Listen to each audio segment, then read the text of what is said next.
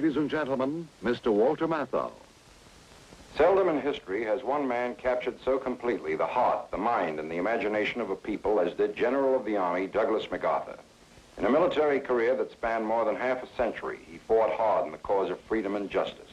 He was one of the most resourceful field commanders of his era, a brilliant chief of staff and a military governor whose wisdom and fairness have set new standards for military statesmanship. His campaigns in the Pacific will serve as models of strategy for generations of soldiers still unborn. His greatness as a strategist can be explained in one sentence. He attained his objective quickly, decisively, and with minimum American losses. The drama and excitement of his brilliant career was expressed in an historic speech he made before a joint session of Congress. Mr. Walter Cronkite, the noted commentator, now brings you the MacArthur story. I am closing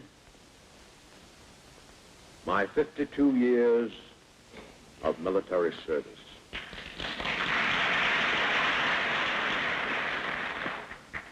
When I joined the Army, even before the turn of the century, it was the fulfillment of all my boyish hopes and dreams. The world has turned over many times since I took the oath on the plain at West Point. Indeed, much has happened to the world since Douglas MacArthur took the oath at West Point, and in the wars and the periods of peace since, he has often been a central and dramatic figure. The beginning of an extraordinary career. Young Douglas with his father, General Arthur MacArthur, boy colonel in the Civil War, and veteran of the Philippine campaign in the Spanish-American War. One day when the son was 13 years old, his father is said to have remarked, "I think there is the material of a soldier in that boy," a truth that was soon made clear. Entering West Point, he showed extraordinary brilliance in his studies, attaining an average that was the highest in a quarter of a century, and he won the coveted A in athletics as well. 25 years later, he was to lead the American team in the World Olympic Games.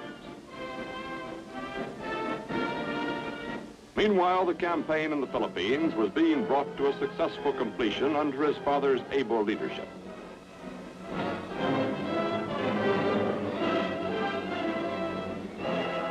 The son was eager to visit these battlefields, and after West Point, his first assignment was to survey areas of these islands. One of these was the Bataan Peninsula, where he was to fight many years later in a desperate but heroic struggle. A few months before the attack upon Pearl Harbor, MacArthur had been recalled to active service in the Philippines. On the day after Pearl Harbor, the Philippines, too, were under attack.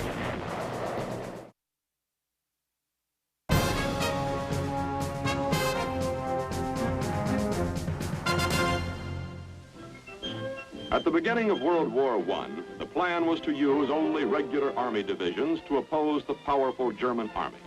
Meanwhile, outside these divisions, America had many trained and able men. A proposal for a new division of National Guard units from as many states as possible was vigorously advocated by a Major Douglas MacArthur. Said he, "It will spread over the whole country like a rainbow." The idea for the Rainbow Division, the 42nd, was his, and he worked constantly to see that the division was well trained and equipped for the raging battle that awaited it in France.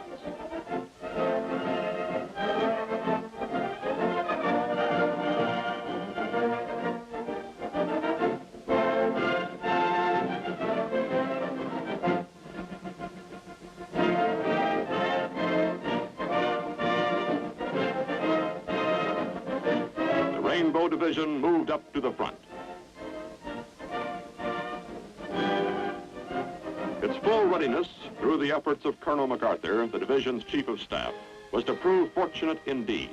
It was during this period, too, that an impressive battlefield tactician began to prove himself and to foreshadow a great military future.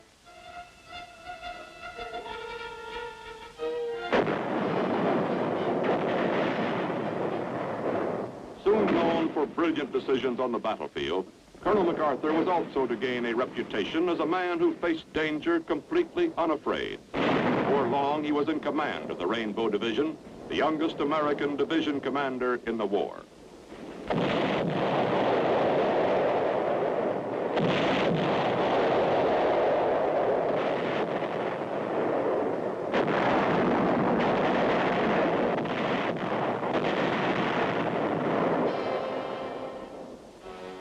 Twice wounded, twice gassed, he won more awards for valor than has ever been awarded to an American soldier, and was acclaimed by the Secretary of War and General Pershing as the greatest frontline general of the war. Returning to West Point, he became the youngest superintendent the Academy had ever had. Here he broadened the curriculum to include a full college education and introduced a now widely followed program of intramural athletics. Today, here, he is a symbol and an inspiration. In 1930, MacArthur was appointed Chief of Staff with the rank of full general.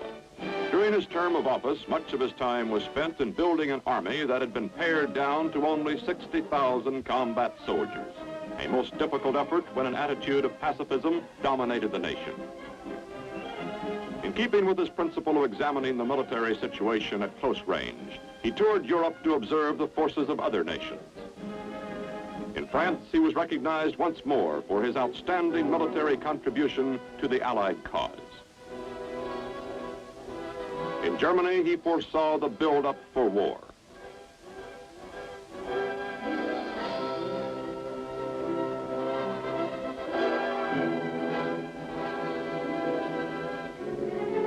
Back home, he begged his country and Congress to realize that the United States was in danger. As Chief of Staff, he foresaw the need for a new type of army, mechanized, mobile, and insisted that our defense force become capable of rapid expansion. Recognizing his abilities, President Roosevelt broke precedent by reappointing the youngest Chief of Staff we have ever had to a second term.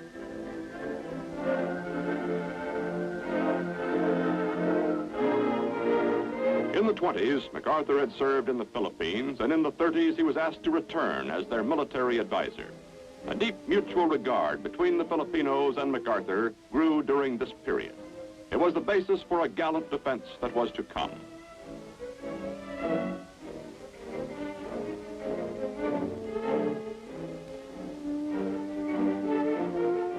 In 1935, he began a 10-year plan to build up the defense of the Philippines.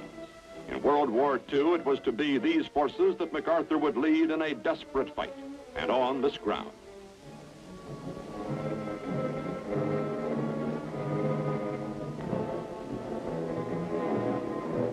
But now the leader, at 57, having served in the United States Army for 34 years, decided to retire. 4 years later, it was as though his military career were just beginning.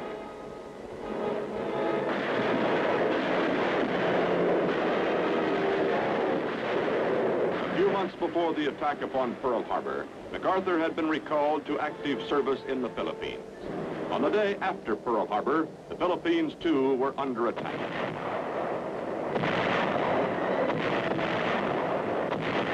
Defense here was pitifully hampered by lack of men and planes. With his knowledge of past campaigns, particularly those of his father in this very area, MacArthur withdrew his meager forces into the mountains of the Bataan Peninsula.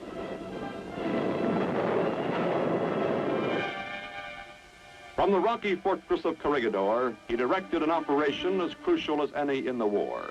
This early campaign in the Philippines, the heroic fighting by a lonely army of Filipinos and Americans for almost half a year, caused a critical delay in the Japanese timetable of attack.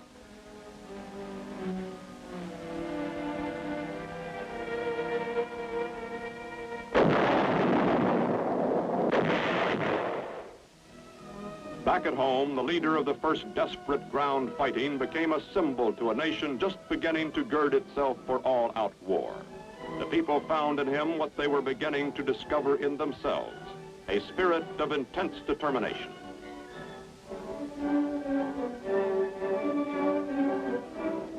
Suddenly, MacArthur was ordered by President Roosevelt, who regarded him as our greatest general, to leave to carry on the fight from Australia.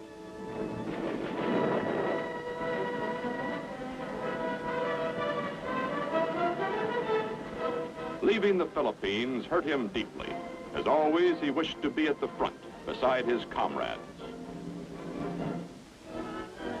When finally they were forced into the infamous March of Death on Bataan, his promise to them was, "I shall return." They believed him implicitly. Until his arrival in Australia, the plan had been to await the Japanese attack and prepare as well as possible. Then it became apparent that the new Southwest Pacific commander had another plan. He had meant exactly, "I shall return."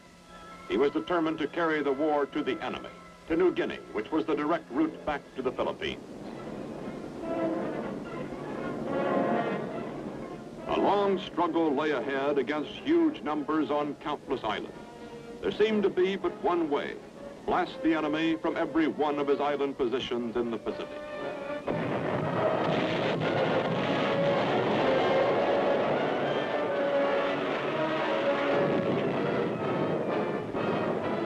Victories came, but they were costly. Was there some other way? Knowing the area, knowing the enemy, utilizing all our air and naval skill, the commander developed his plan to capture only a few key positions on the way to the Philippines. Now, against these key positions, the pattern of attack. First, heavy preparatory fire to soften up the objective.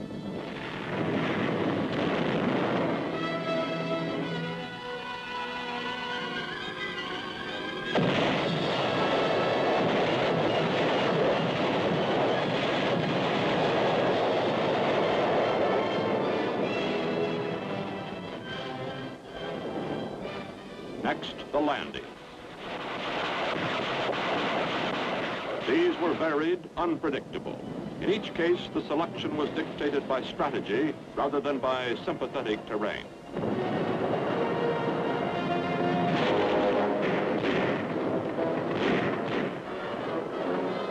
There were many beaches. Some were ideal, hardly more than a matter of getting one's feet wet. Meanwhile, the gain was tremendous, the enemy never having expected us to come ashore here. There were other shores, many of them wicked.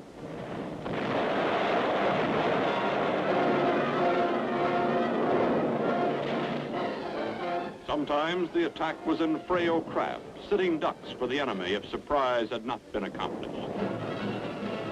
On another beach, amphibious tractors. Continually the envelopment, the flank attack, decisions, difficult ones, boldly made, based upon unique knowledge and experience. In addition, a mastery by MacArthur of combined operations of the three arms, the key to modern warfare. Leaders and men shared the glow of victory. Losses on the Allied side were relatively small, since damaging frontal assaults were avoided. But thousands of Japanese, prepared to fight to the death, were rarely given this opportunity. Although many were captured, thousands more were isolated, their supply and communication lines destroyed. In the words of the strategist who conceived and carried out the plan, the main body of the enemy was left to wither on the vine.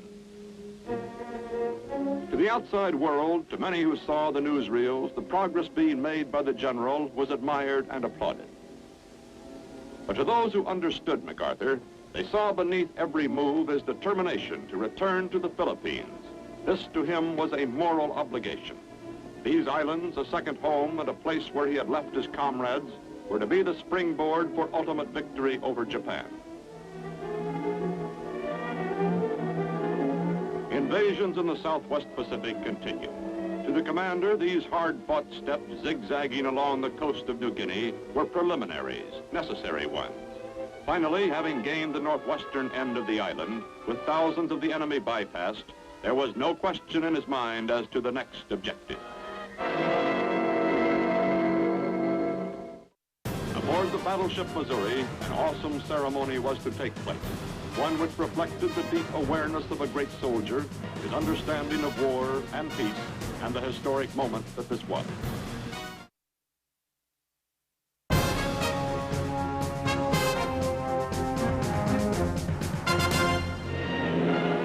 Lady Gulf, 41 years before, as a newly commissioned engineer, Lieutenant MacArthur had made a survey of this area, its potentiality and needs in case of war. Now, 2 miles off the starboard, was Leyte again.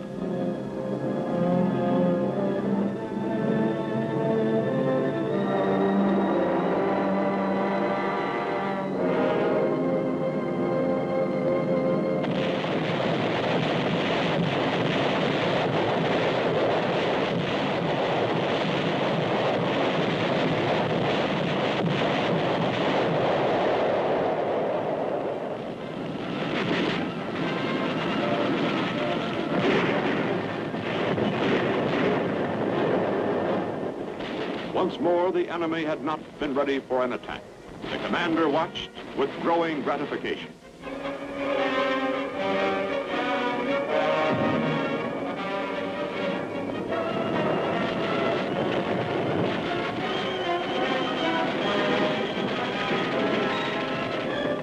With the help of guerrilla intelligence and sabotage, Americans held the beachhead, encircling and surprising the enemy.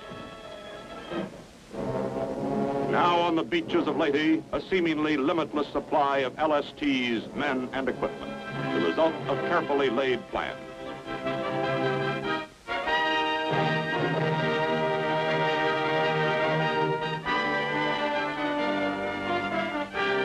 Directing the attack, the general seemed to be everywhere at once. Every day, at some point in the front lines, his men would spot the familiar faded field marshal's cap and the outsized corncob pipe. The landings at Leyte and Lingayen Gulf finally brought troops on the final difficult leg of the journey, on the road to Manila, where the going became more difficult as the enemy threw in huge numbers of reinforcements in an all-out effort to halt the steady advance. There was no timetable now in MacArthur's mind, only that he must get to Manila without delay to rescue prisoners from the reported increasing savagery of the Japanese guards.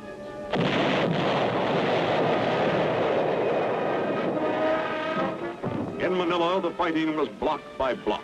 Troops found what the leader had told them to expect. The enemy had dug in for a long siege.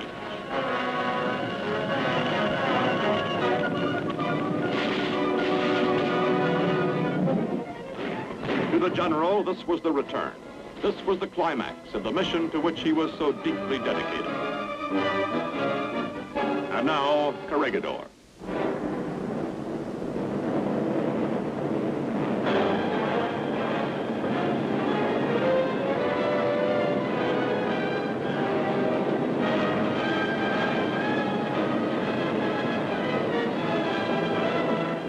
Stronghold, which early in the war had been so effective a fortress for withstanding attack, was now his.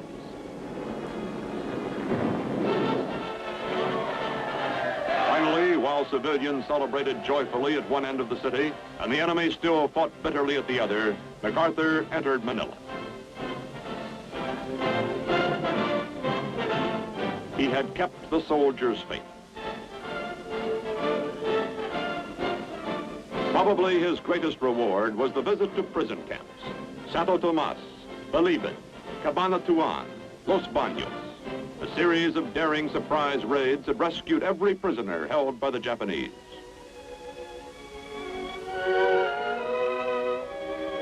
I'm a little late, he said, but we finally came.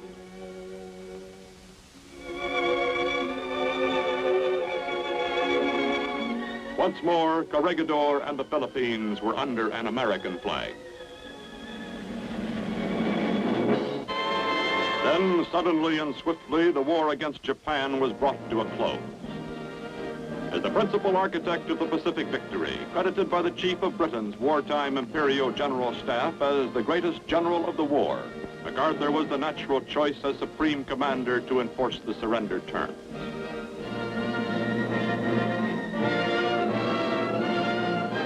Aboard the battleship Missouri, an awesome ceremony was to take place, one which reflected the deep awareness of a great soldier, his understanding of war and peace, and the historic moment that this was. It is my earnest hope, and indeed the hope of all mankind, that from this solemn occasion, a better world shall emerge out of the blood and carnage of the past. A world founded upon faith and understanding. A world dedicated to the dignity of man and the fulfillment of his most cherished wish for freedom, tolerance, and justice. Let us pray that peace be now restored to the world and that God will preserve it always. These proceedings are closed. Now began one of the strangest occupations of any land by any conqueror. An idealist with firm convictions on the way democracy can be presented to Eastern peoples, MacArthur determined to guide the Japanese through a complete social revolution. While the emperor, with his deep hold upon the people, was retained, almost every other institution became affected by what was entirely new to the Japanese, Western democracy. The ideas caught on under the sure leadership of MacArthur. There was the enactment of a constitution and universal suffrage.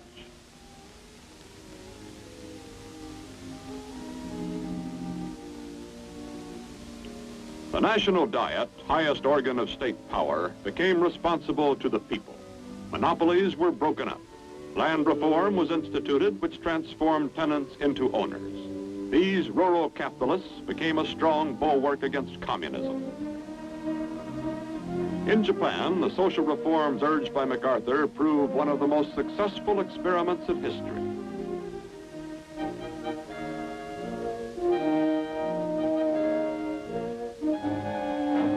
An implacable enemy became a friend.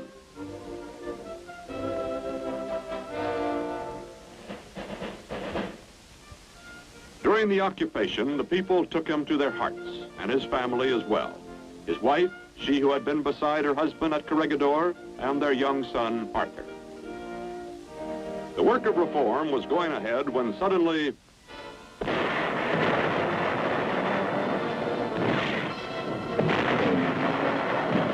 a huge military force swept down from North Korea across the 38th parallel.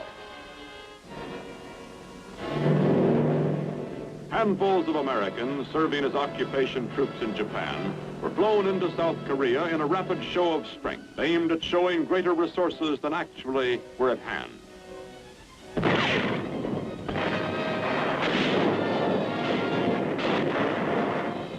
The strategy worked. The North Koreans ran into resistance, bogged down, waiting for more troops and artillery, while reinforcements poured into South Korea to turn the tide of battle.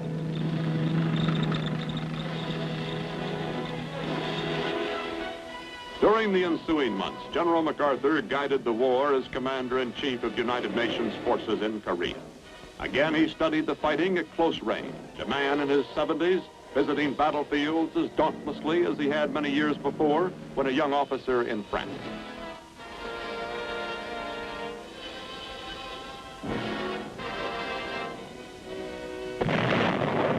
Then came the daring amphibious attack at Incheon, behind the enemy's lines on a shore that others had declared too risky. The landing was a complete surprise and success. The North Korean army was demoralized. The victory has become recognized as a masterpiece of strategy. Seoul returned to its rightful inhabitants. There had been a long line of cities and towns returned under MacArthur's leadership. It was at this time that President Truman cited MacArthur for his vision, his judgment, his indomitable will, his unshakable faith. The Korean War continued northward. The orders were the destruction of the North Korean armed forces. And then the Chinese communists entered the conflict, posing new questions in Washington, not only military but political. While carrying out what he considered to be his duty as Supreme Commander, the pursuit of victory on the battlefield, General MacArthur came into conflict with those he served. His long and distinguished military career was suddenly brought to a close in an official order from the President, Commander-in-Chief of the Military Forces of the United States. He was homeward bound for the first time in 14 years.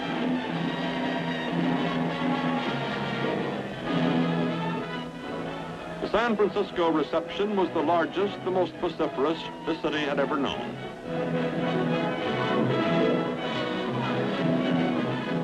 The hero was home from the wars at last and deserving the deepest respect and gratitude of the people he had served.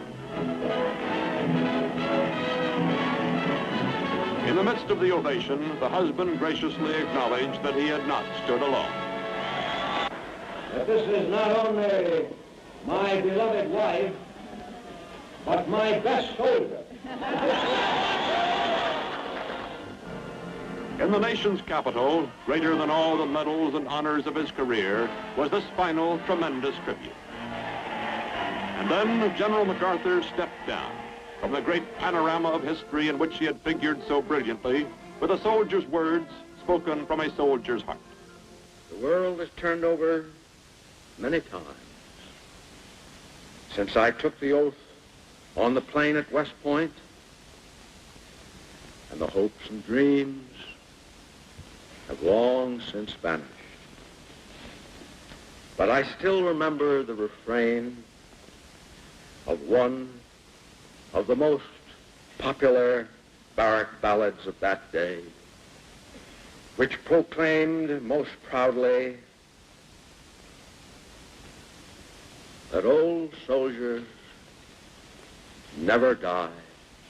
They just fade away. And like the old soldier of that ballad, I now close my military career and just fade away. An old soldier who tried to do his duty as God gave him the light to see that duty. Goodbye.